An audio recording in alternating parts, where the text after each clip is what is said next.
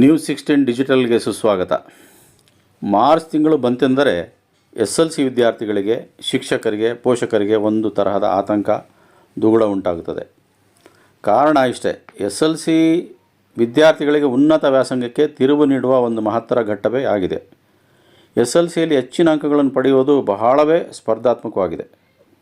ಆದರೆ ಈಗಿನ ಯುವ ಪೀಳಿಗೆಗೆ ಆಧುನಿಕತೆಯ internet, WhatsApp, Facebook, Instagram, smartphone ಇತ್ಯಾದಿ ಬಳಕೆಯಿಂದ ಮನಸ್ಸಿನ ಮೇಲೆ ಒತ್ತಡ ಜಾಸ್ತಿಯಾಗುತ್ತಿದ್ದು, ಒಂದು ವರ್ಷ ಓದಿದ್ದೆಲ್ಲವೂ ಪರೀಕ್ಷೆಯಲ್ಲಿ ಸರಿಯಾಗಿ ಜ್ಞಾಪಕವಾಗದೇ ಇರುವುದರಿಂದ ಭಯ ಉಂಟಾಗಿ ಸರಿಯಾಗಿ ಉತ್ತರ ಬರೆಯಲು ಸಾಧ್ಯವಾಗುತ್ತಿಲ್ಲ. ಇದು ಎಲ್ಲರಿಗೂ ತಿಳಿದ ವಿಷಯವಾಗಿದೆ. ಆದರೆ ಇದನ್ನು ಸೂಕ್ಷ್ಮವಾಗಿ ಗಮನಿಸಿದ ಡಾಕ್ಟರ್ ಗುಲ್ಷಾದ್ ಅಹಮದ್, ಚೇರ್ಮನ್ ಕರ್ನಾಟಕ ಅನುದಾನರಹಿತ minorities school management association Karnataka, ಇವರು ತಮ್ಮದೇ ಶಾಲೆಗಳಾದ holy Christ English school Jayanagar, MM English school ಹಾಗೂ ಬೆಂಗಳೂರು ಪಬ್ಲಿಕ್ ಸ್ಕೂಲ್ ಒಟ್ಟು 150 ವಿದ್ಯಾರ್ಥಿಗಳಿಗೆ ಸೇರಿಸಿ doctor Rafiulla Baig, success coach and director, hand writing institute of India, ಇವರು memory secrets, hand writing skills, ರಹಸ್ಯ ಕೌಶಲ್ಯಗಳ ವಿಷಯ ಕುರಿತು ವೈಜ್ಞಾನಿಕ ರೀತಿಯಲ್ಲಿ ಏಕಾಗ್ರತೆಯಿಂದ ಯಾವ ರೀತಿಯಲ್ಲಿ ಸ್ಮರಣ ಶಕ್ತಿಯನ್ನು, ಜ್ಞಾಪನ ಶಕ್ತಿಯನ್ನು, ಸ್ಮೃತಿ ಶಕ್ತಿಯನ್ನು ಹೆಚ್ಚಿಸಿ 1 ನಿಮಿಷದಲ್ಲಿ ಎಷ್ಟು ಪದಗಳನ್ನು ಜ್ಞಾಪಕದಲ್ಲಿ ಇಟ್ಟುಕೊಳ್ಳುವ ತರಬೇತಿಯನ್ನು ಪಡೆಯಬೇಕು ಎನ್ನುವ ಕೌಶಲ್ಯವನ್ನು ಹಾಗೂ 1 ನಿಮಿಷದಲ್ಲಿ ಎಷ್ಟು ಪದಗಳನ್ನು ಬರೆಯುವ ಸ್ಪೀಡ್ ಅನ್ನು ಹೊಂದಬೇಕು ಎನ್ನುವ ಟೆಕ್ನಿಕನ್ನು ಹೇಳಿಕೊಟ್ರು. ಓದಿರುವುದನ್ನು ಮೆದುಳಿನಲ್ಲಿ ಹೇಗೆ ನೋಂದಣಿ ಮಾಡಿಕೊಳ್ಳಬೇಕು ಮತ್ತು ಹೇಗೆ ರೀಕಾಲ್ ಮಾಡಿಕೊಳ್ಳಬೇಕು, ಹೇಗೆ ಡಮ್ಮಿ ಪರೀಕ್ಷೆಯನ್ನು ತಾವೇ ಬರೆದು ಸ್ವಯಂ ಮೌಲ್ಯಮಾಪನವನ್ನು ಮಾಡಿಕೊಳ್ಳಬೇಕು, ಪೆನ್ನನ್ನು ಹೇಗೆ ಹಿಡಿದುಕೊಳ್ಳಬೇಕು, ಪರೀಕ್ಷೆಗೆ ಹೋಗುವ ಮುನ್ನ ಖಾಲಿ ಹೊಟ್ಟೆಯಲ್ಲಿ ಹೋಗದೆ ತಿಂಡಿ ತಿಂದು ಹೋಗಬೇಕು, ಶಾಂತಚಿತ್ತದಿಂದ ಹೋಗಬೇಕು, ವೈಯಕ್ತಿಕ ಭರವಸೆಯನ್ನು ಮೂಡಿಸಿಕೊಳ್ಳಬೇಕು, ಧೈರ್ಯವನ್ನು ತುಂಬಿಕೊಂಡು ಭಗವಂತನ ಹೆಸರು ಹೇಳಿಕೊಂಡು ಪರೀಕ್ಷೆ ಬರೆಯಲು ಹೋಗಬೇಕೆಂದು ಹೇಳಿದರು. ಶಿಕ್ಷಕರಿಗೆ ಮತ್ತು ಮಕ್ಕಳ ಪೋಷಕರಿಗೆ ಮಕ್ಕಳನ್ನು ಯಾವುದೇ ಕಾರಣಕ್ಕೂ ದೂಷಿಸಬಾರದು, ಇತರ ಮಕ್ಕಳೊಂದಿಗೆ ಹೋಲಿಕೆ ಮಾಡಬಾರದು, ಅಯ್ಯೋ ನಿನ್ನಿಂದ ಏನೂ ಆಗೋದಿಲ್ಲ ಅಂಥೇಳಿ ಹೀಯಾಳಿಸಬಾರದು. ಬದಲಾಗಿ ಅವರಿಗೆ ಸಾಂತ್ವನ ನೀಡಿ ಧೈರ್ಯ ತುಂಬಬೇಕು. ನಿದ್ದೆಗೆಡಿಸಿ ಓದಿಸಬಾರದು. ಅವರು 7 ಗಂಟೆ ನಿದ್ದೆ ಮಾಡಬೇಕು. ಬೆಳಿಗ್ಗೆ 5 ಗಂಟೆಗೆ ಎದ್ದು ಅಭ್ಯಾಸ ಮಾಡುವುದು ಸೂಕ್ತವೆಂದು ಡಾಕ್ಟರ್ ರಫಿ ಅವರು ಕಿವಿಮಾತು ಹೇಳಿದರು. ಹಾಗೂ ನಮ್ಮ ದೇಶದ ಎಲ್ಲ ಮಕ್ಕಳು ಅತಿ ಹೆಚ್ಚಿನ ಅಂಕಗಳನ್ನು ಗಳಿಸಿ ನಮ್ಮ ದೇಶವನ್ನು ಮಾದರಿ ದೇಶವನ್ನಾಗಿ ಮಾಡುವುದೇ ನನ್ನ ತರಬೇತಿಯ ಗುರಿಯಾಗಿದೆ ಎಂದು ಸಹ ಅವರು ಹೇಳಿದರು. ಡಾಕ್ಟರ್ ಗುಲ್ಷಾದ್ ಬಿಜಡ್ ಇವರು ಬರುವ ಶೈಕ್ಷಣಿಕ ವರ್ಷದಲ್ಲಿ ಸುಮಾರು 200 ಶಾಲೆಯಲ್ಲಿನ SSLC ಮಕ್ಕಳಿಗೆ memory secrets and hand writing skills ತರಬೇತಿಯನ್ನು ಡಾಕ್ಟರ್ ರಫಿ ಇವರಿಂದ ಉಚಿತವಾಗಿ ಮಾಡಿಸಿಕೊಡುವ ಕುರಿತು ಸಂಕಲ್ಪ ಮಾಡಿದರು. ಡಾಕ್ಟರ್ ರಫಿ ಇವರು ಈಗ ಆರ್ಟಿಫಿಷಿಯಲ್ ಇಂಟೆಲಿಜೆಂಟ್ ಯುಗ ಪ್ರಾರಂಭವಾಗಿರುವುದರಿಂದ ನಮ್ಮ ದೇಶದ ಏಳಿಗೆಗಾಗಿ ಎಲ್ಲ ಮಕ್ಕಳು ಹೆಚ್ಚು ಅಂಕಗಳನ್ನು ಗಳಿಸಲು ಅನುಕೂಲವಾಗುವಂತೆ ಎಲ್ಲ ತರಹದ ಕೌಶಲ್ಯ ತರಬೇತಿಗಳನ್ನು ತಾವು ನೀಡುವುದಾಗಿ ಭರವಸೆ ನೀಡಿದರು. ಅಲ್ಲದೆ ಉಚಿತವಾಗಿ ತರಬೇತಿಗಾಗಿ ಇವರನ್ನು ಸಂಪರ್ಕಿಸಲು ಈ ಸಂಖ್ಯೆಯನ್ನು ಕೊಟ್ಟಿರುತ್ತಾರೆ: 9353907143. ನಂತರ senior chamber of international, Indian Islamic chamber of commerce, Karnataka Muslim ಜನಾಂಗ ಜಾಗೃತಿ ವೇದಿಕೆಯ ಪದಾಧಿಕಾರಿಗಳಾದ ಶ್ರೀ ದಾದಾಪೀರ್ ಇವರು ಕನ್ನಡ ಭಾಷೆ ಮಹತ್ವದ ಕುರಿತು ತರಬೇತಿ ನೀಡಿದರು. ಒಟ್ಟಾಗಿ ಈ ತರಬೇತಿಯ ಪೂರ್ಣ ನಿರ್ವಹಣಾ ಜವಾಬ್ದಾರಿಯನ್ನು ಯಶಸ್ವಿಯಾಗಿ ನಡೆಸಿಕೊಟ್ಟರು. ಶ್ರೀ ದಾದಾಪೀರ್ ಇವರು ಎಲ್ಲರ ಮೆಚ್ಚುಗೆಗೆ ಪಾತ್ರರಾದರು ಸಹ. ನಿರಂತರ ಸುದ್ದಿಗಾಗಿ News16 ಡಿಜಿಟಲ್ಗೆ ಸಬ್ಸ್ಕ್ರೈಬ್ ಮಾಡಿ. ಜೈ ಹಿಂದ್, ಜೈ ಕರ್ನಾಟಕ. ನಮಸ್ಕಾರಗಳು.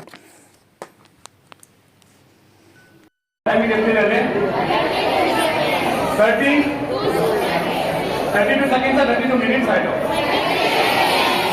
32 seconds and it is not even 1 minute. Not even 1 minute. In fact, 30 seconds and ಅರ್ಧ ನಿಮಿಷದಲ್ಲಿ 25 words ಅನ್ನ ಈ ಹುಡುಗಿ ನಿಮ್ಮ ಮುಂದೆನೆ ನೀವು ಕೊಟ್ಟಿರೋ ಪದಗಳಲ್ಲೇ ರಿಕಾಲ್ ಮಾಡಿದೆ.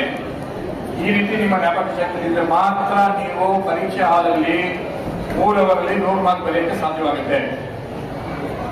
ಇದನ್ನ ನಾನು ನಿಮ್ಗೆ ಹೇಳ್ಕೊಡ್ತೀನಿ, ಇದನ್ನ ಕಲ್ತ್ಕೊಂಡು ಹೋಗಿ ನೀವು ಯೂಸ್ ಮಾಡ್ಬೋದು. ಇದೇ ರೀತಿ ಪರೀಕ್ಷೆಯನ್ನು ನೀವು ಮಾಡ್ಬೋದು. ಎಷ್ಟು ಜನಕ್ಕೆ ಟೆಕ್ನಿಕ್ ಕಲಿಯೋ ಆಸಕ್ತಿ ಇದೆ? Say hi. ಈಗ ಸಚಿನ್ ಪ್ರಶ್ನೆಗೆ ಉತ್ತರ. ಎಲ್ಲ ಪದಗಳನ್ನು ಉಲ್ಟಾ ಇರಬೇಕು. 25 ಬ್ಯಾಕ್ ಟು 1. ಇದನ್ನ ನೋಡ್ಕೊಳ್ಳಿ. ಹುಡುಗಿ ಕರೆಕ್ಟಾಗಿ ಹೇಳಿದ್ರೆ ನೀವು 18 ಕೊಟ್ಟು ಸವಾಲ್ ತಗೊಳ್ಳಿ. Restart 25 back to 1. Your time starts now. 25 guitar, 24 drone, 23 water bottle, 22 violin, 21 satellite, 20 television, 19 graphics card, 18 asteroid, 17 instrument, 16 piano, 15 geometry box, 14 harmonium, 13 9 aquarium, 8 microphone, 7 stethoscope, 6 pillar, 5 dictionary, 4 telescope, 3 hammer, 2 curtains, 1 chair.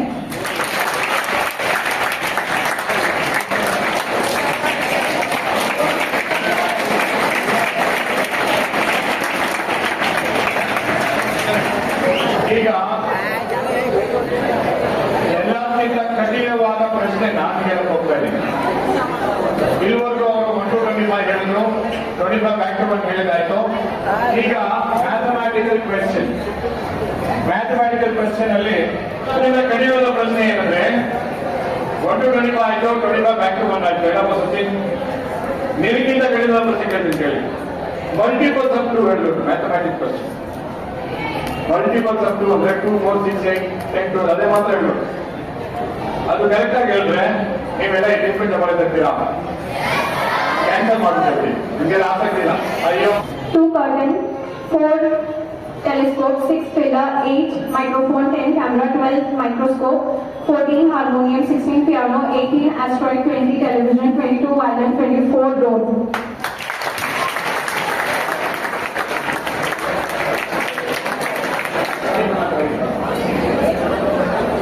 Thank you, please take a seat. How many students want to learn this technique? Put your hand up and say. Okay, sit down. Now,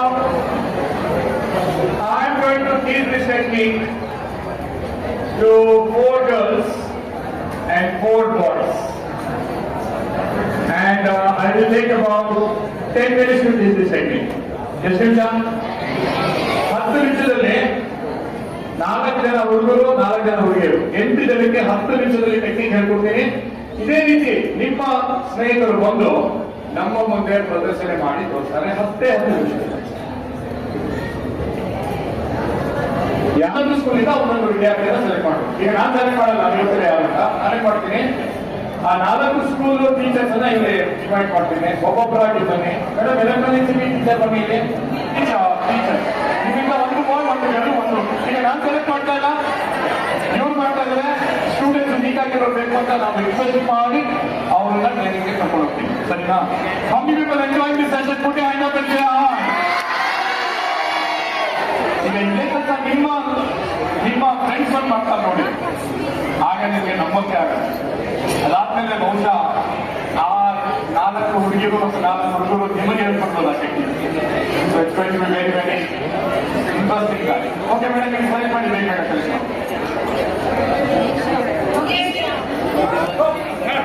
Ramani.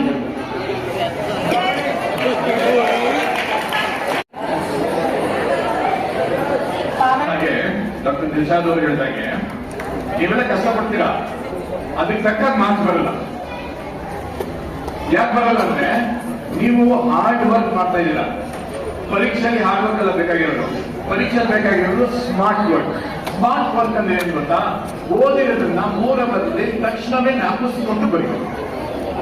3 ಅವರಲ್ಲಿ 100 marks ನೀವು ಕಳಿಸ್ಬೇಕಾದ್ರೆ ನೀವು 1 ನಿಮಿಷಕ್ಕೆ ಎಷ್ಟು ಪದವನ್ನ recall ಮಾಡಬೇಕು ನಿಮ್ಗೆ ಏನಾದ್ರು ಗೊತ್ತಿದೆಯಾ ಇಲ್ವಾ ಹೇಳಿ.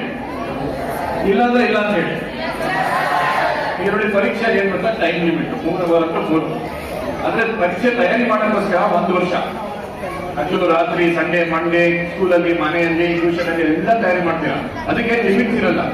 ಕೆಲವರು ರಾತ್ರಿ ಎಲ್ಲ ಓದ್ಕೊತಾರೆ, ಕೆಲವರು ರಾತ್ರಿ ಬೇಗ ಮಲ್ಕೊಂಡು ಬೆಳಗ್ಗೆ ಬೇಗ ಎಂದು ಓದೋರು ಎಷ್ಟು ಜನ ಇರ್ತಾರೆ. ಅದಕ್ಕೆ ಟೈಮ್ ಲಿಮಿಟ್ ಇರೋದು. ಆದ್ರೆ ಪರೀಕ್ಷೆಯಲ್ಲಿ 3 ಅವರ್ ಅಂದ್ರೆ 3 ಅವರ್, 1 ಸೆಕೆಂಡ್ ನಿಮಗೆ ಜಾಸ್ತಿ ಸಿಗಲ್ಲ. ಎಸ್ ಅಲ್ಲಿ ಈಗ ನಿಮ್ಗೆ ಅಭ್ಯಾಸ ಹೆಂಗಿದೆ ಅಂದ್ರೆ ಲಿಮಿಟ್ಲೆಸ್ ಓದ್ತೀರಾ ನೀವು, ಟೈಮೇ ಇಲ್ಲ ನಿಮಗೆ. ಓದ್ತೀರಾ. ಆದ್ರೆ ಪರೀಕ್ಷೆಯಲ್ಲಿ ನಿಮಗೆ 3 ಅವರಲ್ಲಿ ಅಪಸ್ತು ಬರೀಬೇಕು. ಕೆಲವರು ತುಂಬಾ ನಿಧಾನವಾಗಿ ಯೋಚನೆ ಮಾಡಿ ಬರೀತಾರೆ, ಟೈಮ್ ಸಾಕಾಗಲ್ಲ.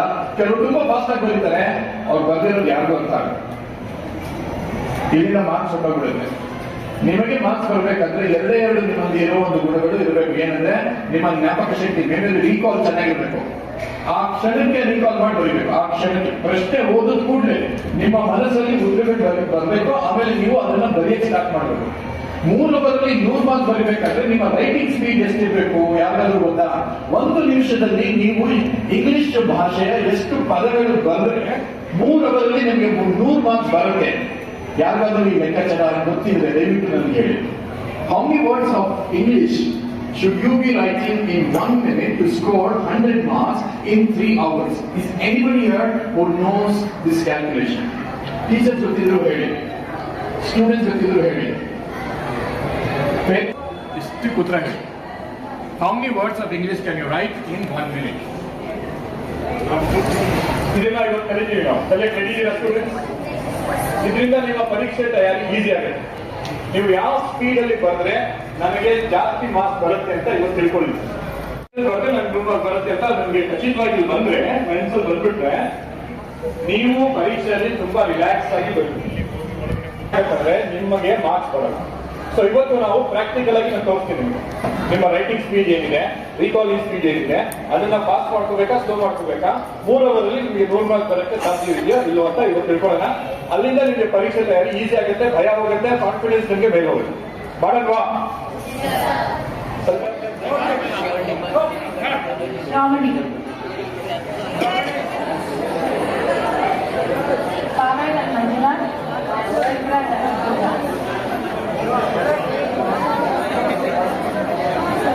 ಟೀಚರ್ ಗೊತ್ತಲ್ಲ, ಚಪ್ಪಳೆ ತಂದ್ಬಿಡಿ. ಇವರು 8 ಜನ ವಿದ್ಯಾರ್ಥಿಗಳನ್ನ ಸೆಲೆಕ್ಟ್ ಮಾಡಿದ್ದಾರೆ. ನಾನು ಸೆಲೆಕ್ಟ್ ಮಾಡಿರೋ ಇವರಿಗೆ ಯಾರು ಸೆಲೆಕ್ಟ್ ಮಾಡಿರೋದು? ಆಮೇಲೆ ನಾನು ರಿಕ್ವೆಸ್ಟ್ ಮಾಡಿರೋ ಯಾರಂದ್ರೆ ಯಾವ ಸ್ಟೂಡೆಂಟ್ ಮೇಲೆ ಅವ್ರಿಗೆ ನಂಬಿಕೆ ಇಲ್ವೋ, ಅವ್ರು ಮಾಡ್ತಾರೋ ಇಲ್ವೋ, ಅವ್ರು ರಿಲೇಟ್ ಇಲ್ಲ ಅಂತ ಅವ್ರು ಮಾತ್ರ ಸೆಲೆಕ್ಟ್ ಮಾಡ್ತಾ ಇದ್ದೀನಿ.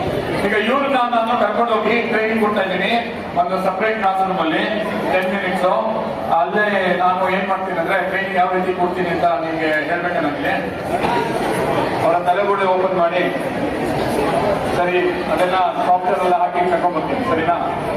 10 ನಿಮಿಷ ಆದ್ಮೇಲೆ ಇಲ್ಲಿ ಬಂದಿರೋ 8 ಜನ ಸ್ಟೂಡೆಂಟ್ಸ್ ಅಲ್ಲಿ ಯಾರು ಬೇಕಾದ್ರೂ ನಿಮ್ಮ ಮುಂದೆ ಇದೇ ರೀತಿ ಪ್ರದರ್ಶನ ಮಾಡಿ ತೋರಿಸ್ತಾರೆ. ತುಂಬಾ ಚೆನ್ನಾಗಿರುತ್ತೆ. ಅರೇಂಜ್ ಮಾಡಿ ಈ ಸ್ಕೂಲಿನ ಪ್ರೋಗ್ರಾಮ್ ಬನ್ನಿ. ಸಿಂಪಲ್ ಟೆಕ್ನಿಕ್ ಯಾರು ಬೇಕಾದ್ರೂ. ಸರಿನಾ? ನಾನು ನಿಮ್ಗೊಂದು ಕತೆ ಹೇಳ್ತೀನಿ, ಒಂದು ಸ್ಟೋರಿ ಹೇಳ್ತೀನಿ. ಸ್ಟೋರಿಯಲ್ಲಿ ನಿಮಗೆ ಕೀವರ್ಡ್ಸ್ ಅನ್ನ ನೆನಪಬೇಕು, ಅಷ್ಟೇ ಮಾಡ್ಬೇಕು. ಸೊ ಆರಾಮಾಗಿ ಅದು ನೀವು ಸೋಬದ ಮೇಲೆ ಬ್ಯಾಂಕ್ ಲಿಸ್ಟ್ ತಗೊಂಡು ಕಣ್ಮುಚ್ಚಿದ್ದು ನಾನು ಹೇಳೋ ಕಥೆಯನ್ನ ನೀವು ಕಲ್ಪನೆ ಮಾಡ್ಕೊತೀರ, ಒಂದ್ಸಲ ಇಮ್ಯಾಜಿನೇಷನ್ ಮಾಡ್ಕೊತೀರ. ನಾನು ಮಧ್ಯ ಪ್ರಶ್ನೆಗಳು ಕೇಳ್ತೀನಿ, ಉತ್ತರ ಹೇಳ್ತೀನಿ ಅಷ್ಟೇ. When I say this story, start using your imagination and ಕಲ್ಪನೆ ಮಾಡ್ಕೊಂಡು ಅದನ್ನ ಮನಸ್ಸಲ್ಲೇ ನೋಡ್ತಾ ಇರ್ಬೇಕು ಈ story. You are in a jungle, there is a marriage going on. So imagine that you are in a jungle and there is a marriage going on. You go to a marriage party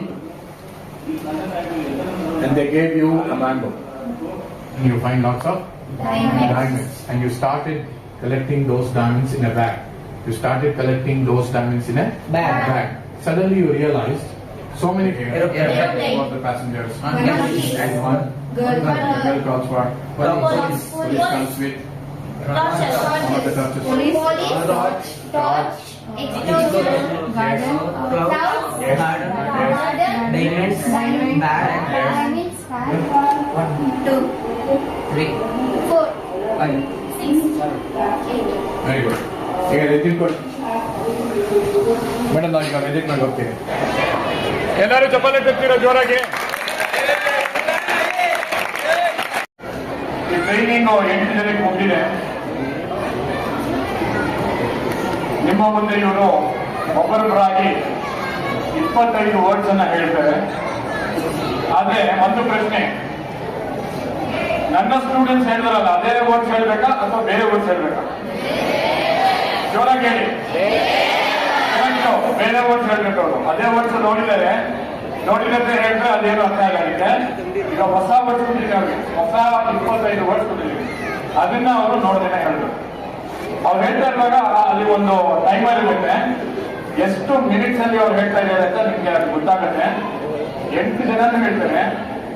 8 ಜನದಲ್ಲಿ ಯಾರು fast ಆಗಿ ಒಂದು mistake ಜನ ಹೇಳ್ತಾರೋ ಅವ್ರಿಗೆ ತಿಳಿಸ್ತಾ ಇದೆ. ಸರಿನಾ? ನಮ್ಮ ಕಂಪ್ಯೂಟರ್ಸ್ ರೆಡಿ ಆಗ್ಬಿಟ್ಟಿದ್ದಾರೆ, ಆ ಕಂಪ್ಯೂಟರ್ ರೆಡಿ ಆಗ್ತಾ ಇಲ್ಲ. ಏನಾಯ್ತು? Planet, mango, scissor, gold coin, thought, doctor, camel, newspaper, Rajiv Gandhi, aeroplane, monkey, girl, exploited, ಇಲ್ಲ, ಗರ್ಲ್ ಆದ್ಮೇಲೆ ಗರ್ಲ್ ಕೌಂಟ್ ಮಾಡು. girl, police, torch, exploited, clouds, garden, diamonds, bag, dream, mother, water, breakfast, cycling. Very good.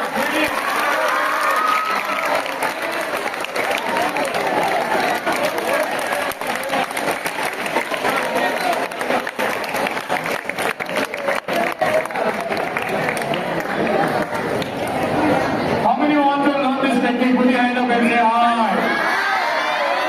Hey, don't say hi. Good for you. Dhanush 27 seconds. 27, Dhanush gave the first attempt. Second 27, 30 seconds. Okay, Mama. 30 seconds, okay. Third is 38 seconds. 38 seconds. These are the 3 winners. We have a big round of applause, ladies and gentlemen. Now, how many people want to learn this technique? Put your hand up and say.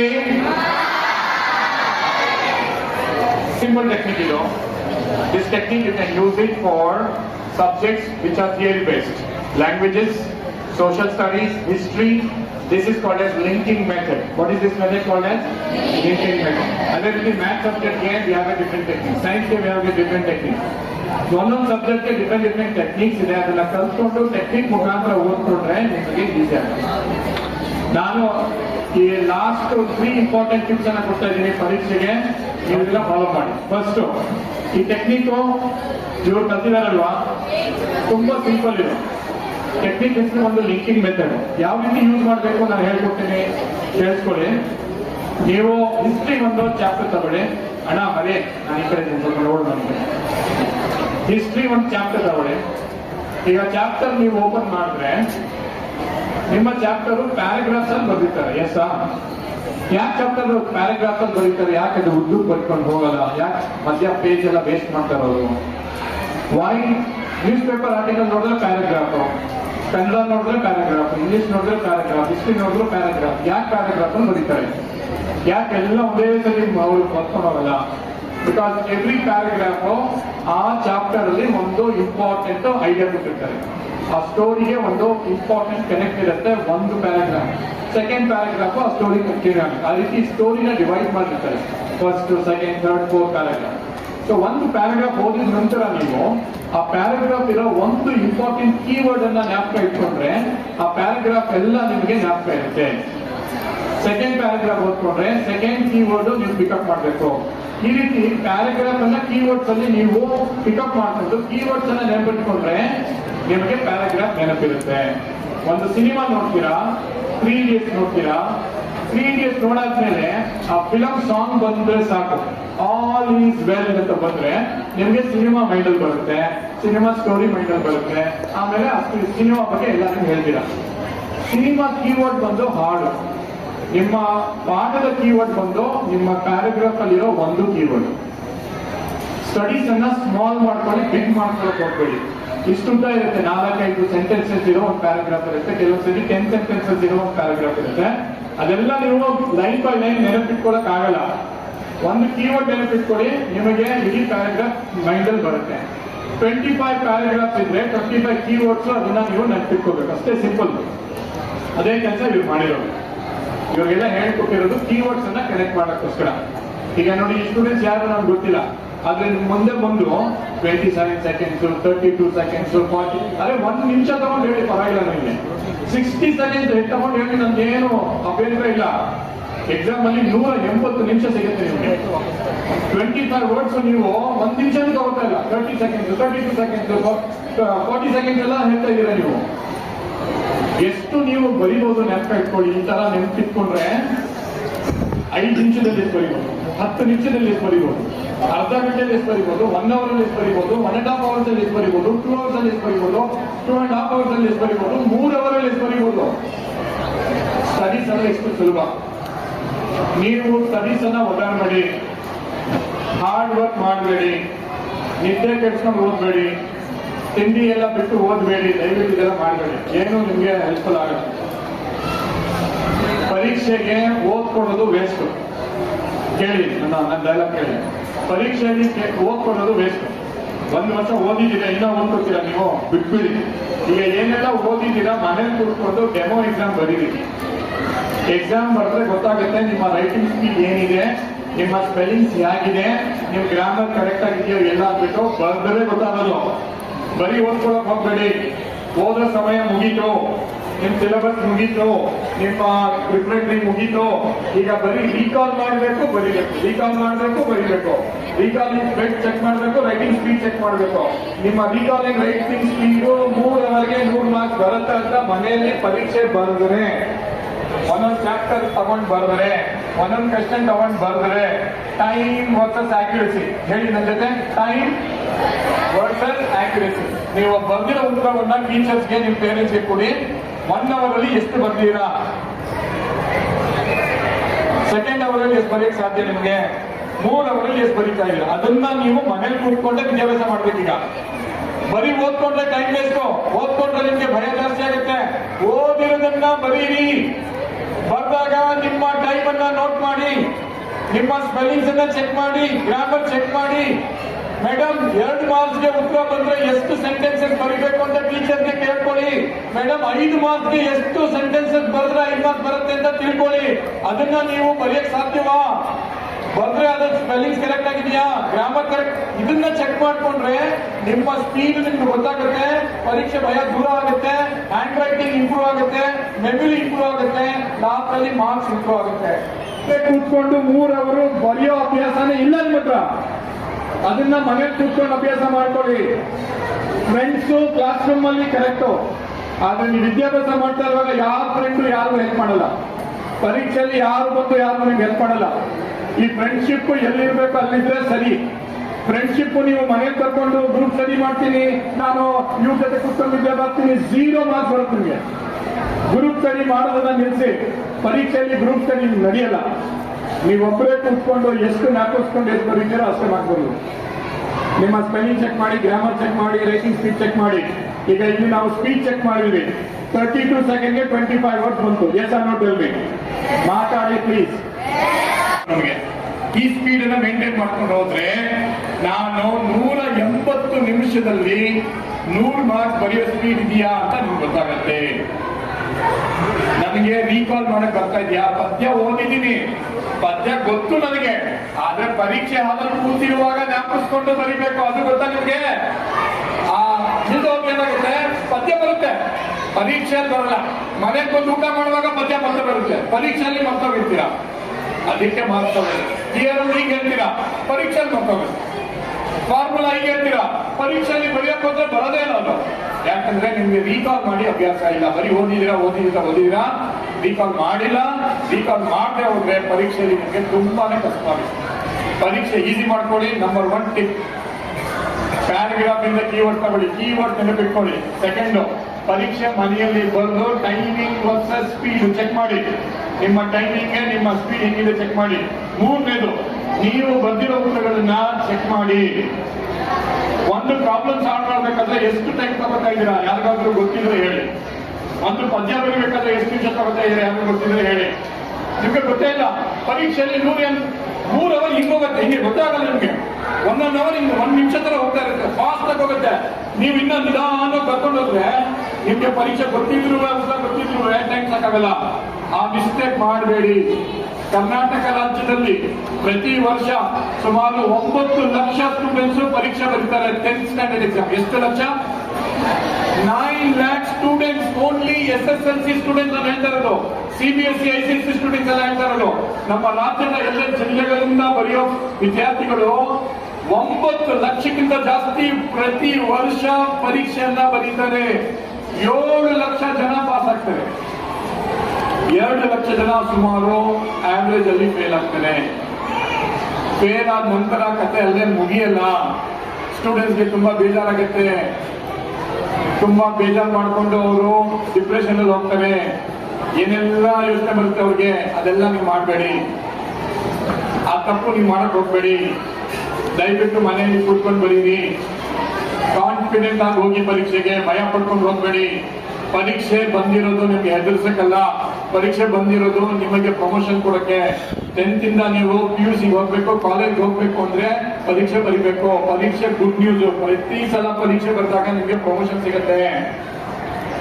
Prepare ಆಗಿ, college ಲೈಫ್ಗೆ prepare ಆಗಿ.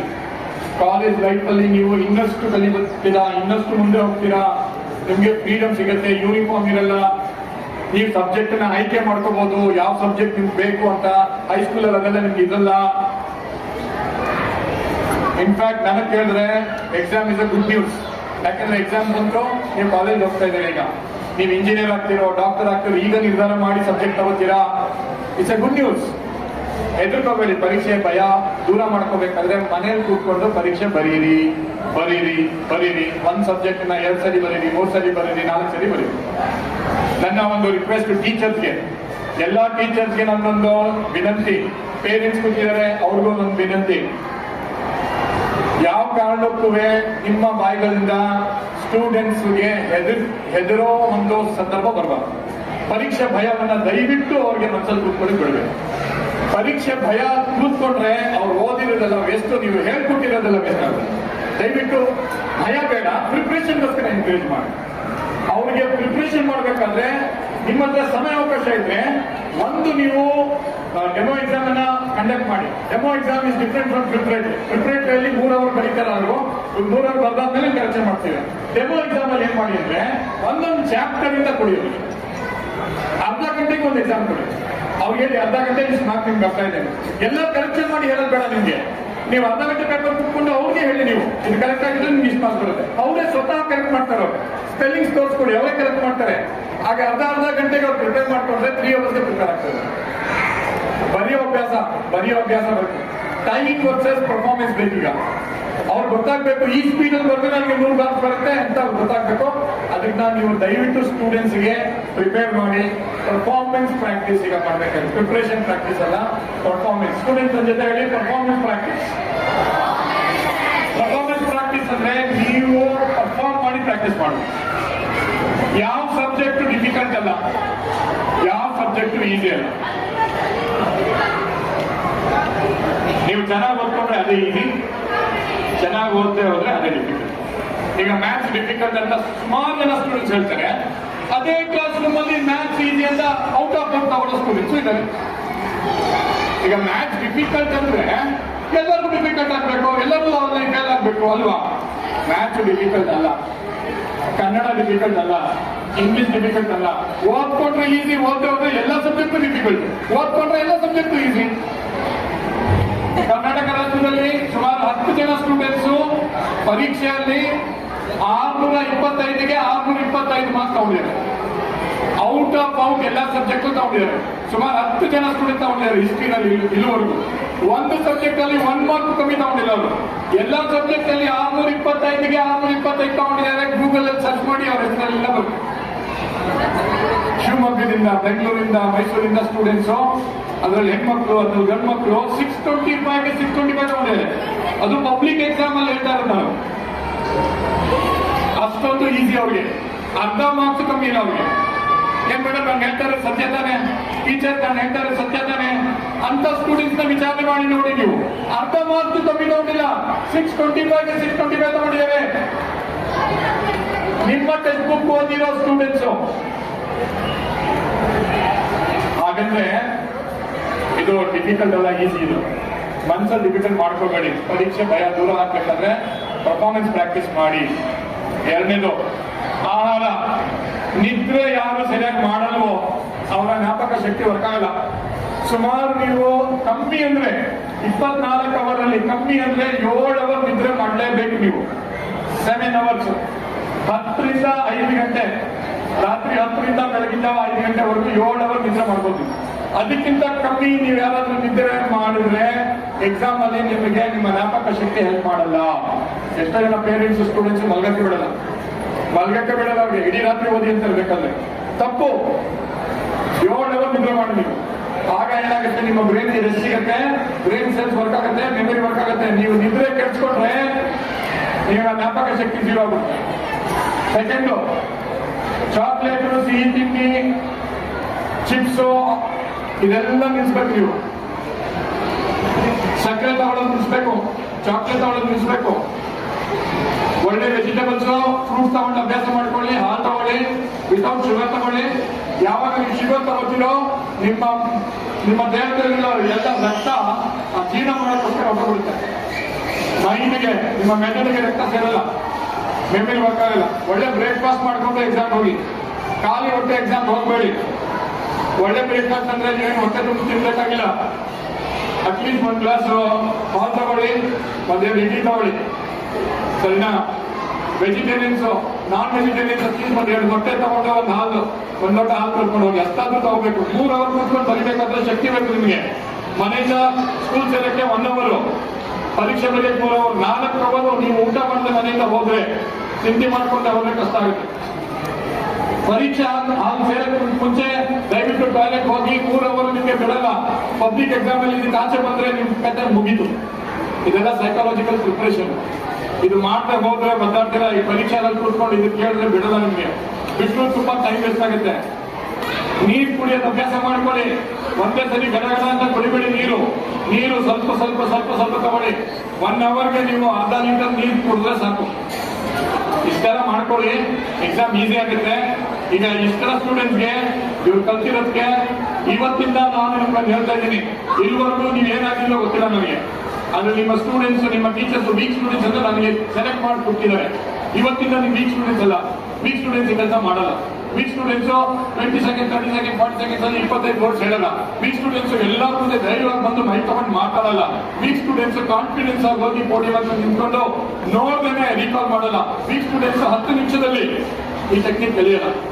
So ಇವತ್ತಿಂದ ಇವ್ರು weak students ಅಲ್ಲ, ಇವತ್ತಿಂದ ಇವರು champion students. Paper ಮೇಲೆ ಇಡಬೇಕು. ಇಡೀ ಲಿಸ್ಟ್ ಮೂವ್ಮೆಂಟ್ಗೆ ರೆಡಿ ಆಗಿರ್ಬೇಕು. ಈ ರೀತಿ ಇಡಬೇಕು ನೀವು, ಸರಿನಾ? ನಿಮ್ಮ ಪೇಪರು ನಿಮ್ಮ ಕಣ್ಣಿಗೆ, ಪೇಪರ್ಗೂ ನಿಮ್ಮ ಕಣ್ಣಿಗೆ ಎಷ್ಟು ಡಿಸ್ಟೆನ್ಸ್ ಇರಬೇಕು? ಸುಮಾರು 15 ಇಂದ 20 ಇಂಚಸ್ ಡಿಸ್ಟೆನ್ಸ್ ಇರಬೇಕು. ಇಂಚಸ್ ಕಣ್ಣಿಗೂ ಪೇಪರ್ಗೂ. ಹಾಗಾದ್ರೆ ತುಂಬಾ ಹತ್ರ ಹೋಗ್ಬಾರ್ದ್ರೆ ನಿಮಗೆ ಕತ್ತಲ್ಲಿ ನೋವಾಗುತ್ತೆ, ಕಣ್ಣಿಗೆ ಎಫೆಕ್ಟ್ ಆಗುತ್ತೆ. ತುಂಬಾ ದೂರ ಇಟ್ಕೊಂಡ್ ಬಂದ್ರೆ ನಿಮಗೆ ಕಣ್ಣಿಗೆ ಎಫೆಕ್ಟ್ ಆಗುತ್ತೆ, ಮತ್ತೆ ಬೆನ್ನಿಗೆ ಎಫೆಕ್ಟ್ ಆಗುತ್ತೆ. ಐಡಿಯಲ್ ಡಿಸ್ಟೆನ್ಸ್ ಪೇಪರ್ಗೆ ನಿಮ್ಮ ಕಣ್ಣಿಗೆ 15 to 20 ಇಂಚಸ್ ಇರಬೇಕು. 45 ಡಿಗ್ರೀಸ್ ಟರ್ನ್ ಮಾಡಬೇಕು ಪೇಪರ್ನ. ಎಷ್ಟು ಡಿಗ್ರಿ ಟರ್ನ್ ಮಾಡಬೇಕು? 40. ಸ್ಟ್ರೇಟ್ ಇಟ್ಕೊಂಡು ಬರೆಯಕ್ಕಾಗಲ್ಲ. 45 ಡಿಗ್ರಿ ಹೋದ್ರೆ ನಮ್ಮ ರಿಸ್ಕ್ ಮೂವ್ಮೆಂಟ್ ಕರೆಕ್ಟ್ ಆಗುತ್ತೆ. ಇದೆಲ್ಲ ಮೇಂಟೈನ್ ಮಾಡಬೇಕು. ಇದಕ್ಕೆಲ್ಲ ನಾನು ಪ್ರಾಕ್ಟಿಕಲ್ ಆಗಿ ನಿಮಗೆ ಆದಷ್ಟು ಹೇಳ್ಕೊಟ್ಟಿದ್ದೀನಿ. ಪ್ರಾಕ್ಟೀಸ್ ಮಾಡ್ಕೊಳ್ಳಿ. ನೆಕ್ಸ್ಟ್ ಇಯರ್ ಬಹುಶಃ 8th 9th ಯಾರಿದಾರೋ ಅವರು ನನಗೆ ಸಿಕ್ಕಿದ್ರೆ ಬಹುಶಃ ಬಂದು ನೆಕ್ಸ್ಟ್ ಇಯರ್ ಡೀಟೇಲ್ ಆಗಿ ಒಂದು ಕಾರ್ಯಕ್ರಮ ಮಾಡಿ, ನಿಮ್ಮ ರೈಟಿಂಗ್ ಸ್ಪೀಡ್ ಚೆಕ್ ಮಾಡಿ, ನಿಮ್ಮ ರೀಕಾಲಿಂಗ್ ಸ್ಪೀಡ್ ಯಾವ ರೀತಿ ಈಗ ಚೆಕ್ ಮಾಡೋದು ಅಂತ ಮಾಡಿ, ನಿಮಗೆ ಪರೀಕ್ಷೆ ಟ್ರೈನಿಂಗ್ ಕೊಟ್ಟು ನಿಮಗೆ ಒಳ್ಳೆ ವಿದ್ಯಾರ್ಥಿಯಾಗಿ ಕಾನ್ಫಿಡೆಂಟ್ ಆಗಿ ಹೋಗುತ್ತೆ ನಾನು ಸಿದ್ಧವಾಗಿದ್ದೀನಿ ನೆಕ್ಸ್ಟ್ ಇಯರ್. ನನ್ನ ಸೆಷನ್ ಎಂಜಾಯ್ ಮಾಡಿದ್ರಾ? ಚೆನ್ನಾಗಿತ್ತಾ? ನಿಮ್ಮಲ್ಲಿ ರಿಕ್ವೆಸ್ಟ್ ಮಾಡ್ಬೋದಾ? ರಿಕ್ವೆಸ್ಟ್ ನಂಬರ್ 1 ಹೇಳಿ. ನನ್ನ ಮಾತು ಕೇಳಿ. ಎಲ್ಲರೂ ನನ್ನ ಕಡೆ ಗಮನ, ಎಲ್ಲರೂ ನನ್ನ ಕಡೆ ಗಮನ. ನಿಮ್ಮ ಜೀವನದಲ್ಲಿ ನೀವೇನು ಆಗಬೇಕು ಅಂತ ನಿರ್ಧಾರ ಮಾಡಿದ್ದೀರ, ಅದೇನೇ ಆಗಿರಲಿ, ಎಷ್ಟೇ ಕಷ್ಟ ಆಗಲಿ, ಎಷ್ಟೇ ದೂರ ಇರಲಿ, ಅದನ್ನು ಮಾತ್ರ ನೀವು ಮೈಂಡಲ್ಲಿ ಇಟ್ಕೊಂಡು ಪರೀಕ್ಷೆ ತಯಾರಿ ಮಾಡಿ. ಬೇರೆಯವ್ರು ಏನ್ ಹೇಳ್ತಾರೋ, ಏನ್ ಕೇಳ್ತಾರೋ, ಏನ್ ಮಾತಾಡ್ತಾರೋ ಅದು ತಲೆಗೆ ಬೇಡ. ನಮಗೆ ಅದೆಲ್ಲ ಬೇಡ. ನಮಗೆ ಬೇಕಾಗಿರೋ ನಮ್ಮ ಗುರಿ, ನಾನು ಇದು ಸಾಧನೆ ಮಾಡಬೇಕು. ಉದಾಹರಣೆಗೆ ನೀವೊಂದು IAS ಆಫೀಸರ್ ಆಗಬೇಕು, IPS ಆಫೀಸರ್ ಆಗಬೇಕು, ಅಷ್ಟು ಮಾತ್ರ ತಲೆ ಇಟ್ಕೊಂಡು ವಿದ್ಯಾಭ್ಯಾಸ ಮಾಡಿ ಸಾಕು. ಬೇರೆ ಏನು ಬೇಕಾಗಿಲ್ಲ ನಿಮಗೆ. ಏನಾದರೂ ರಿಸಲ್ಟ್ಸ್ ಅಲ್ಲಿ ಹೆಚ್ಚು ಕಮ್ಮಿ ಆದ್ರೆ ಪರವಾಗಿಲ್ಲ. 3 ಅಟೆಂಪ್ಟ್ ಇದೆ ನಿಮಗೆ, 3 ಅಟೆಂಪ್ಟ್ ಇದೆ. ಮತ್ತೆ ಹೋಗ್ಬರಿ, ಪರವಾಗಿಲ್ಲ. ಮಾರ್ಕ್ಸ್ ಕಮ್ಮಿ ಬಂದ್ರೆ ಪರವಾಗಿಲ್ಲ, ನಾಚಿಸ್ಕೋಬೇಡಿ. ಕಮ್ಮಿ ಬಂತು ಅಂತ ಹೇಳಿ ಎಲ್ಲರಿಗೂ ಮತ್ತೆ ಬರೀರಿ. ನಿಮ್ಗೆ ವರ್ಷ ಬೇಕಾಗಲ್ಲ. 3 ಅಟೆಂಪ್ಟ್ ಇದೆ ನಿಮಗೆ. ಆದ್ರೆ ಬೇರೆ ಏನು ಯೋಚನೆ ಮಾಡಕ್ ಹೋಗ್ಬಾರ್ದು, ಬೇರೆ ಏನು ತಲೆಗೆ ಹಾಕೋಬಾರ್ದು. ಬೇರೆ ಏನಾದ್ರು ಮಾಡ್ಕೊಂಡ್ರೆ ನಿಮ್ಮ ತಂದೆ ತಾಯಿಗೆ ಆಗೋ ಕಷ್ಟ ನಿಮ್ಗೆ ಗೊತ್ತಿಲ್ಲ. ಮಾಡಬೇಡಿ. ಅಲ್ಲ ಪಾಸಿಟಿವ್ ಆಗಿ. 3ನೇದು ಹೇಳ್ಕೊಳ್ಳಿ. ನಾನು 10th ಇದ್ದಾಗ ಏನಾಯ್ತು ನಾನು ಹೇಳ್ತೀನಿ ಕೇಳಿ. ನಾನು 10th ಇದ್ದಾಗ ನಾನು ಓದಿದ್ದು ಬ್ಯಾಂಗ್ಳೂರ್ ಹೈಸ್ಕೂಲ್. ನಾನು ಯಾವತ್ತೂ ಟ್ಯೂಷನ್ ಹೋಗಿರೋ ಸ್ಟೂಡೆಂಟ್ ಅಲ್ಲ ನಾನು ಪರೀಕ್ಷೆ ಬಂದಾಗ ತುಂಬಾ ಟಫ್ ಇತ್ತು ನಮಗೆ ಪೇಪರ್. ಆ ವರ್ಷ ತುಂಬಾ ಟಫ್ ಬಂತು ಮ್ಯಾಥ್ಸ್ ಅಲ್ಲಿ. ಆದ್ರೆ ನಾವು ಮಾರ್ಕ್ಸ್ ತಗೊಂಡು ಆಚೆ ಬಂದಾಗ ನಮ್ಮ ಟೀಚರ್ಸ್ ಒಂದೇ ಮಾತು ಹೇಳಿದ್ರು, ನಿಮ್ಗೆ 100 ಎಷ್ಟು ಬರುತ್ತೋ ಬಿಡುತ್ತೋ ಬೇಡ, ಈ ಪರೀಕ್ಷೆಯಲ್ಲಿ ಪಾಸ್ ಆಗಿದ್ರೆ ನಾವು ನಿಮ್ಮ ಬಗ್ಗೆ ನಮ್ಗೆ ತುಂಬಾ ಹೆಮ್ಮೆ ಆಗುತ್ತೆ ಅಂತ ಹೇಳಿದ್ರು. ಅದೇ ರೀತಿ ನಮಗೆ ತುಂಬಾ ಒಳ್ಳೆ ಮಾರ್ಕ್ಸ್ ಬಂತು. ಕಾನ್ಫಿಡೆನ್ಸ್ ಆಗಿ ನೀವು ಅಪಿಯರ್ ಆದ್ರೆ ನಿಮಗೆ ತುಂಬಾ ಒಳ್ಳೆ ರಿಸಲ್ಟ್ ಸಿಗುತ್ತೆ. ಇದನ್ನ ಫಾಲೋ ಮಾಡ್ತೀರಾ? ಈಗ ನಾನು ಇಲ್ಲಿ ಬಂದಿದ್ದೀನಿ, ನಿಮ್ಮ ಪ್ರೋಗ್ರಾಮ್ ಕಂಡಕ್ಟ್ ಮಾಡಿದ್ದೀನಿ. ನನಗೇನಾದ್ರೂ ನೀವು ಮಾತಾಡಬೇಕು ಅಂತ ಅನ್ಸಿದ್ರೆ ನೀವು ನಮ್ಮ ಸೋಷಿಯಲ್ ಮೀಡಿಯಾದಲ್ಲಿ ನಿಮ್ಮ ಪ್ರಶ್ನೆಗಳನ್ನ ಹಾಕ್ಬೋದು. ಇದರಲ್ಲಿ ನೀವು ನಮ್ಮ ದೇಶದ ಡಾಕ್ಟರ್ಸ್, ಇಂಜಿನಿಯರ್ಸ್, ಪೊಲಿಟಿಷಿಯನ್ಸ್, ಆಕ್ಟರ್ಸ್, ನಮ್ಮ ದೇಶ ನಿಮ್ಮ ಮೇಲೆ ಡಿಪೆಂಡ್ ಇದೆ. ನಮ್ಮ ದೇಶ ಮುಂದೆ ಬರಬೇಕಂದ್ರೆ ವಿದ್ಯಾರ್ಥಿಗಳು ನೀವು ಮುಂದೆ ಬರಬೇಕು. ನೀವು ನಮ್ಮ ದೇಶಕ್ಕೆ ನಂಬರ್ 1 ದೇಶ ಮಾಡಬೇಕು ಇಡೀ ಜಗತ್ತಲ್ಲಿ. ನಮ್ಮ ಕರೆನ್ಸಿ ಎಲ್ಲರೂ ನಮ್ಮ ಕರೆನ್ಸಿ ಬೇಕು ಅಂತ ಬಂದಾಗಬೇಕು. ಆ ರೀತಿ ನೀವು ಪರ್ಫಾರ್ಮೆನ್ಸ್ ಮಾಡಬೇಕು. ಮಾಡ್ತೀರಾ ಹೇಳಿ? Very good. ಈಗ ಏನಂದ್ರೆ ಪಿಕ್ಚರ್ ನೋಡ್ತಾರೆ, ಮೂವಿ 3 hours ಮೂವಿನ ಒಂದು ಸ್ಟ್ಯಾಂಡ್ ಒಂದು ಸ್ಟೆಪ್ ಬಿಡ್ದಿರ ನಿಮ್ಗೆ ಅದು ಕರೆಕ್ಟ್ ಆಗುತ್ತೆ. ಒಂದು ಸ್ಟೆಪ್ ಬಿಡ್ದಿರ ಒಂದು ಡೈಲಾಗ್ ಬಿಡ್ದಿರ ಅವ್ರು ಹೇಳ್ತಾರೆ. ಅವ್ರು ಡಲ್ಲ ಅಥವಾ ಅವ್ರಿಗೆ ಮೆದುಳು ಕಮ್ಮಿ ಇದೆಯಾ? ಸಮ್ ಪೇರೆಂಟ್ಸ್ ಹೇಳ್ತಾರೆ, ಅಲ್ಲ ಸರ್ ನಮ್ಮ ಮಗುಗೆ ಸ್ವಲ್ಪ ಮೆದುಳು ಕಡಿಮೆ ಇದೆ, ಸಮ್ ವಿಲ್ಟಲ್ಸ್ ಅವ್ರಿಗೆ ಬುದ್ಧಿ ಕಮ್ಮಿ ಇದೆ, ಸಮ್ ವಿಲ್ಟಲ್ ತಲೆ ಕಮ್ಮಿ ಇದೆ. ನೋ, ತಲೆ ದಪ್ಪ ಸಣ್ಣ ಯಾವುದು ಇಲ್ಲ. ರಫೀಲ್ ಅಬ್ಬಾಸ್ ಹೇಳಿದ್ರೆ ಬೇಗ ಸರ್ ಹೇಳಿದ್ರಲ್ವಾ? ನೋ, ಯಾರಿಗೂ ಎಲ್ಲಾರ್ಗು ದೇವ್ರು ಒಂದೇ ಕೊಟ್ಟಿದ್ದಾನೆ. ಅದೇ ಯಾರು ಡಲ್ ಬಂದ್ರು ಸ್ಟೂಡೆಂಟ್ಸ್ ಅವ್ರು ಪ್ರೂವ್ ಮಾಡಿಬಿಟ್ರು. ನಾನೇನು ಪ್ರೂವ್ ಮಾಡ್ತಾ ಇದ್ದೀನಿ, ಅದೇ ಡಲ್ ಸ್ಟೂಡೆಂಟು ಪೂರ್ತಿ ಸ್ಟೋರಿ, ಪೂರ್ತಿ ಫಿಲ್ಮ್ ಹೇಳ್ತಾರೆ, ಪೂರ್ತಿ ಪಿಕ್ಚರ್ ಸ್ಟ್ಯಾಂಡ್ ಹೇಳ್ತಾರೆ, ಡೈಲಾಗ್ ಹೇಳ್ತಾರೆ. ವಾಯ್? ಯಾಕೆ? ಕಾನ್ಸಂಟ್ರೇಟ್. ಎಸ್, ಪಿಕ್ಚರ್ ನೋಡುವಾಗ ಅಮ್ಮ ಕರೆದೇನೂ ಇಲ್ಲ, ಅಪ್ಪ ಕರೆದೇನೂ ಇಲ್ಲ, ಏನೂ ಇಲ್ಲ. ಕಾನ್ಸಂಟ್ರೇಷನ್ ಕಣ್ಣು ಮಾತ್ರ ಅಲ್ಲಿರುತ್ತೆ. ಟೀಚರ್ ಪಾಠ ಮಾಡುವಾಗ ಎಲ್ಲಾ ಕಡೆ ಕಾನ್ಸಂಟ್ರೇಷನ್ ಹೋಗುತ್ತೆ. ಕಾನ್ಸಂಟ್ರೇಷನ್ ನಿಮ್ದು ಕರೆಕ್ಟ್ ಆಗಿದ್ರೆ ಸಾರ್ ಹೇಳಿದಾಗೆ ನೀವು 100% ನೀವು ಸ್ಕೋರ್ ಮಾಡ್ಬೋದು. ಆಮೇಲೆ ಭಯ ಬರಬೇಕು ಎಕ್ಸಾಮಿನೇಷನ್ದು. ಆಮೇಲೆ ನಮ್ಮ ದಾದಾಪಿ ಸರ್ ಹೇಳ್ತಾ ಇದ್ರು ನೆನೆ, ಈಗ ಪ್ರೆಸೆಂಟ್ ಸಿನಾರಿಯಲ್ಲಿ ನೇಚರ್ ತುಂಬಾ ಪನಿಷ್ ಮಾಡ್ತಾ ಇದೆ.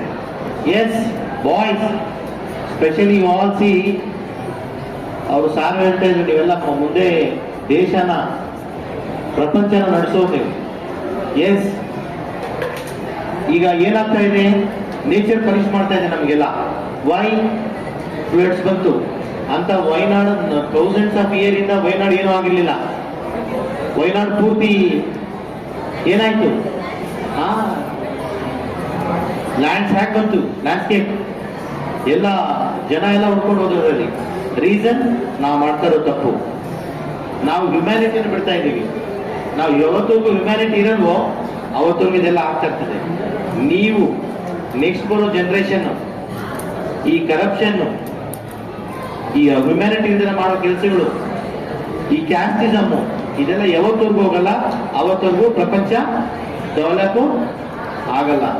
ಮ್ಯಾಚ್ ಮಾಡಿ ಆರ್ಗನೈಸ್ ಮಾಡಿ ಇವತ್ತು ಬೆಳಗ್ಗೆ ಅವರು ಇಲ್ಲಿ ಬಂದು ಎಲ್ಲ ಆರ್ಗನೈಸ್ ಆದ್ಮೇಲೆ ನೀವು ಬರ್ಬೇಕು ಸರ್ ಅಂದ್ಬಿಟ್ಟು ಇಲ್ಲಿ ಬಂದು ಬೆಳಗಿಂದಾನೆ ಎಲ್ಲ ಆರ್ಗನೈಸ್ ಮಾಡಿಕೊಂಡು ಸುಮಾರು ಕೆಲಸ ಮಾಡಿ ನನ್ನ ಈ ಕಾರ್ಯಕ್ರಮ ಎಲ್ಲ ಆರ್ಗನೈಸ್ ಮಾಡೋದಕ್ಕೆ ನೀವೆಲ್ಲ ಜೋರ ಚಪ್ಪಾಳೆ ತಟ್ಟಿ ಅವ್ರಿಗೆ ಥ್ಯಾಂಕ್ಸ್ ಹೇಳಲೇಬೇಕು. ದಾದಾಪೀರ್ ಸಾಹೇಬ್ರೆ, ಸುನೀಲ್, ಇವರಲ್ಲಿರೋ ಒಂದು ಗುಣ, ಇವರಲ್ಲಿರೋ ಒಂದು ಕನ್ನಡ ಭಾಷೆಗೆ ಪ್ರೀತಿ ನಾನು ಎಲ್ಲೂ ನೋಡಿ. ಎಷ್ಟು ಚೆನ್ನಾಗಿ ಕನ್ನಡ ಮಾತಾಡ್ತಾರೆ ಅಂದ್ರೆ, ಇವರಿಂದ ನಾನು ಕನ್ನಡ ಎಷ್ಟು ಪದಗಳು ನಾನು ಕಲ್ತಿದ್ದೀನಿ. ಇವರು ಕವಿ, ಜೊತೆಗೆ ಯಾವುದೇ ಒಂದು ಇಂಗ್ಲಿಷ್ ಭಾಷೆಯಲ್ಲಿ ಅಥವಾ ಅರೇಬಿಕ್ ಭಾಷೆಯಲ್ಲಿ, ಉರ್ದು ಭಾಷೆಯಲ್ಲಿ ಇರೋ ಒಂದು ಕವನವನ್ನ ಇವರು ಅದಕ್ಕೆ ಕನ್ನಡದಲ್ಲಿ ಟ್ರಾನ್ಸ್ಲೇಟ್ ಮಾಡ್ತಾರೆ, ಅದನ್ನ ನಮಗೆ ಅರ್ಥ ಆದಂಗೆ ಹೇಳ್ತಾರೆ. ಎಷ್ಟೋ ಕುರಾನಿನ ಆಯತ್ ತಗೊಂಡು, ಫಾರ್ ಎಕ್ಸಾಂಪಲ್ ಸೂರೆ ಇಖ್ಲಾಸ್, ಬಿಸ್ಮಿಲ್ಲಾಹಿರ್ ರಹ್ಮಾನಿರ್ ರಹೀಮ್, ಕುಲ್ ಹುವಲ್ಲಾಹು ಅಹದ್ ಅಲ್ಲಾಹು ಸಮದ್ ಲಮ್ ಯಲಿದ್ ವಲಮ್ ಯೂಲದ್ ವಲಮ್ ಯಕುಲ್ ಲಹು ಕುಫುವನ್ ಅಹದ್. ಇದನ್ನ ಅರಬಿಕ್ ಅಲ್ಲಿ ಇದೆ, ನಮ್ಮ ಕುರಾನ್ ಇದೆ. ಆದ್ರೆ ಇದನ್ನ ಅವರು ಕನ್ನಡದಲ್ಲಿ ಅನುವಾದ ಮಾಡಿ ಕನ್ನಡದಲ್ಲಿ ಅರ್ಥ ಆದಂತ ಮಾಡಿಕೊಟ್ರು ಒಂದ್ಸಲಿ. ನನಗಂತೂ ಎಷ್ಟು ಆಶ್ಚರ್ಯವಾಯ್ತು ಅಂದ್ರೆ, ಆ ರೀತಿ ಯಾರು ನನಗೆ ಅಷ್ಟು ಸುಲಭವಾಗಿ ಟ್ರಾನ್ಸ್ಲೇಟ್ ಮಾಡಿರೋರು ಸಿಕ್ಕೇ ಇರಲಿಲ್ಲ. ಅಷ್ಟು ಚೆನ್ನಾಗಿ ಕೆಲಸ ಮಾಡ್ತಾರೆ. ಗೌರ್ಮೆಂಟ್ ಅಧಿಕಾರಿಗಳು, ಮಿನಿಸ್ಟರ್ಸು, ಇವ್ರಿಗೆಲ್ಲ ಪರಿಚಯ, ಯಾಕಂದ್ರೆ ಅವ್ರ ಜೊತೆ ಎಲ್ಲ ಕೆಲಸ ಮಾಡಿದರೆ ವಿಧಾನಸೌಧದಲ್ಲಿ ಇವ್ರು ಕೆಲಸ ಮಾಡ್ಕೊಂಡಿದ್ದು. ಚೀಫ್ ಮಿನಿಸ್ಟರ್ ಹಿಡಿದು ನಿಮಗೆ ಯಾವ ಅಫಿಷಿಯಲ್ ಬೇಕು ಎಲ್ಲರಿಗೂ ಪರಿಚಯ. ಆದ್ರೆ ಯಾರ ಹತ್ರನೂ ಇವರು ಹಣ ಇನ್ಫ್ಲೂಯೆನ್ಸ್ ಯಾರಿಗೂ ಇಟ್ಕೊಂಡಿಲ್ಲ. ಇಂಡಿಪೆಂಡೆಂಟ್ ಮನುಷ್ಯ, ಯಾರಿಗೂ ಕೇರ್ ಮಾಡಿಲ್ಲ. ಸ್ವಾಭಿಮಾನ ಅನ್ನೋದು ತುಂಬಾ ಜಾಸ್ತಿ ಇವರಲ್ಲಿ. ಅದಕ್ಕೋಸ್ಕರ ಯಾರ ಇನ್ಫ್ಲೂಯೆನ್ಸ್ ಇವ್ರ ಮುಂದೆ ನಡೆಯೋದಿಲ್ಲ. ಅವ್ರು ರೆಸ್ಪೆಕ್ಟ್ ಕೊಡ್ತಾರೆ ವಿನಃ ಅವ್ರಿಗೆ ತಲೆಬಾಗಿ ಕೆಲಸ ಮಾಡೋರು ಇವರಲ್ಲ. ಸೊ ಇಲ್ಲಿ ಕಾರ್ಯಕ್ರಮ ಆರ್ಗನೈಸ್ ಮಾಡಿದಾಗ ಇವ್ರು ದುಬೈಗೆ ಹೋಗ್ಬೇಕಾಗಿದೆ ಆಕ್ಚುಲಿ. ಅದನ್ನ ಪೋಸ್ಟ್ಪೋನ್ ಮಾಡಿಕೊಂಡು ಈ ಕಾರ್ಯಕ್ರಮ ಆದ ನಂತರ ನಾನು ದುಬೈಗೆ ಹೋಗ್ತೀನಿ ಸರ್ ಹೇಳಿ ನನಗೆ ರಿಕ್ವೆಸ್ಟ್ ಮಾಡಿ ನನ್ನ ಡೇಟ್ ತಗೊಂಡು ಇಲ್ಲಿ ನನಗೆ ಇನ್ವೈಟ್ ಮಾಡಿ ಇದೆಲ್ಲ ಆರ್ಗನೈಸ್ ಮಾಡಿ ನಮ್ಮ ಚೇರ್ಮನ್ ಸಾಹೇಬರಿಗೆ ಮಾತಾಡಿ ಅವ್ರ ಡೇಟ್ ತಗೊಂಡು ಅವ್ರ ಟೈಮ್ ಫಿಕ್ಸ್ ಮಾಡಿ ಇದೆಲ್ಲ ಮಾಡಿಕೊಟ್ಟಿರೋದಕ್ಕೆ ಇವರಿಗೆಲ್ಲ ಮತ್ತೊಂದ್ಸರಿ ಜೋರಾಗಿ ಚಪ್ಪಾಳೆ ತಗೋಬೇಕು. Thank you. ಬೇಡ, ಹುಸಿ ನುಡಿಗಳು ಬೇಡ, ಅನ್ಯರಿಗೆ ಅಸಹ್ಯ ಪಡಬೇಡ, ಇದನ್ನು ಅಳಿಯಲ್ಲ ಬೇಡ. ಇದೇ ಅಂತರಂಗ ಸುದ್ದಿ, ಇದೇ ಬಹಿರಂಗ ಸುದ್ದಿ, ಇದೇ ಕೂಡಲ ಸಂಗಮದಲ್ಲಿ ಬರಿ. ಅದನ್ನು ನಾನು ಉರ್ದು ಟ್ರಾನ್ಸ್ಲೇಟ್ ಮಾಡಿದ್ದೀನಿ. ಟ್ರಾನ್ಸ್ಲೇಟ್ ಮಾಡಿ ಅಂತರಂಗ ಸುದ್ದಿ ಬಹಿರಂಗ ಸುದ್ದಿ ಏನು ಅನ್ನೋದು ನಮ್ಮ ರಂಜಾನ್ ತಿಂಗಳಲ್ಲಿ 30 ದಿವಸ ಉಪವಾಸ ಮಾಡ್ತಾರಲ್ಲ, ಆ ಕಾನ್ಸೆಪ್ಟ್ ಮೇಲೆ ಎಲ್ಲನೂ ತಿರುಳೆಲ್ಲನೂ ಆ ವಚನದಲ್ಲಿ ಬರುವಂಥ ರೀತಿಯಲ್ಲಿ ನಾನು ಅದನ್ನು ಬರೆದಿಟ್ಟಿದ್ದೀನಿ. ಅದು ಆಡಿಯೋ ಮಾಡಿ ನಿಮಗೆಲ್ಲ ಕಳಿಸ್ತೀನಿ. ಇವರು ಗ್ರಾಫಾಲಜಿ ಬಗ್ಗೆ ಒಂದು ಡೆಫಿನೇಷನ್ ಬರೆದಿದ್ದಾರೆ, ರಫೀಲ್ ಅಬೇಕ್ ಸಾಬ್. ವಾಟ್ ಇಸ್ ಗ್ರಾಫಾಲಜಿ ಅಂತೇಳಿ ಇಂಗ್ಲೀಷಲ್ಲಿ. ಅದು ನಾನು ಕನ್ನಡದಲ್ಲಿ ಸ್ಪಾಟಲ್ಲಿ ಟ್ರಾನ್ಸ್ಲೇಟ್ ಮಾಡಿದ್ದೀನಿ. ಅದು ಯೂಟ್ಯೂಬಲ್ಲಿದೆ. ಅದು ನಿಮಗೆ ಯಾರ್ಯಾರು ಕಳಿಸ್ತೀನಿ ನಿಮಗೆಲ್ಲ ಶೇರ್ ಮಾಡ್ತಾರೆ. Thank you. ನೀವೆಲ್ಲ ಒಳ್ಳೆ ಪ್ರಜೆಗಳಾಗಿ ನಿಮ್ಮ ಜೀವನದಲ್ಲಿ ನೀವು ಒಳ್ಳೆ ಸಕ್ಸಸ್ಸನ್ನು ಪಡೆಯಿರಿ. ತಂದೆ ತಾಯಿಗಳ ಹೆಸರನ್ನು ತನ್ನಿ, ಶಾಲೆಗೆ ಗೌರವವನ್ನು ತನ್ನಿ, ದೇಶಕ್ಕೆ ಒಂದು ಕೀರ್ತಿ ಯಶಸ್ಸು ಸಿಗಲಿ ನಿಮ್ಮಿಂದ. ನೀವು ಈ ದೇಶ ಬಿಟ್ಟು ಪ್ರಪಂಚದ ಯಾವುದೇ ದೇಶದಲ್ಲಿ ಉನ್ನತ ಹುದ್ದೆಯಲ್ಲಿ ಹೋಗಿ ಹಣವನ್ನು ಗಳಿಸಿ ನಮ್ಮ ದೇಶದ GDP-ಯನ್ನು ಜಾಸ್ತಿ ಮಾಡ್ತೀರ ಅಂತ ಹೇಳಿ ನಾನು ನಿಮ್ಮ ಮೇಲೆ ಬಹಳ ಒಂದು ಅಪಾರ ನಂಬಿಕೆಯನ್ನು ಇಟ್ಕೊಂಡು ನಾನು ಅಲ್ಲಾಹನಲ್ಲಿ, ಆ ಭಗವಂತನಲ್ಲಿ, ಪರಮೇಶ್ವರ ಈಶ್ವರನಲ್ಲಿ ಪ್ರಾರ್ಥನೆ ಮಾಡ್ತೇನೆ. ಜೈ ಹಿಂದ್, ಜೈ ಕರ್ನಾಟಕ, ಜೈ ವಸುದೈವ ಕುಟುಂಬಕಂ.